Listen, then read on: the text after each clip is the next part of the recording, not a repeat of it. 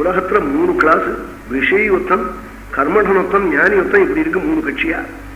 விஷயங்கள் ஆறுனா ஏதோ போகம் போரும், வீடு வாசல் பணம் காசி இதோட நப்பனவன். அவன் செத்தவர்களை பத்தி அழுவன். கர்மடன் இருக்கானே அவன் சாகாதவர்களை பத்தி கூட அழுவனான்.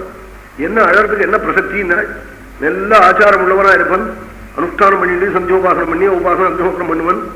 அவனுக்கு ஒரு அசத்தான புள்ள பிறந்து ஸ்நான சந்தி பண்ணாமல் இருந்தா அந்த பையன் உயிரோடு இருக்கிற போதே அவனை பத்தி அழுவனா. இப்படி நமக்கு ஒரு புள்ள பிறந்தானே அஸ்மத்குலே அனனுச்சியம் பிரம்மபந்துரிவ பவசீது, இப்படி நம்ம குலத்துல பிறந்து இப்படி பிரம்மபந்து ஆயிட்டேடா அன்னு வருத்தப்படுவனா. ஞானிகள் அதுவும் பட மாட்டாளா? ஆமா, மூடனா இருக்கிறவன் சத்தவனை பத்தி அழுவன், அவிவேக்கியா இருக்கிறவன் கர்மடனா இருக்கிறவன், சாகாதவன் சத்தவன் 2 பேரையும் பத்தி அழுவன். செத்து பூட்டா வருத்தப்படுவன். சாகாம இப்படி இருந்து அனுஷ்டானம் இல்லாம இருக்கிற பிள்ளையை பார்த்தும் வருத்தப்படுவன். ஞானிகள் இந்த 3ஐயும் பார்த்து வருத்தப்பட மாட்டாளாம். அனாச்சாரயுக்தனை பத்தியோ சத்தவனை பத்தியோ சாகாத ஒன்னும் கவலையே பட மாட்டாளாம்.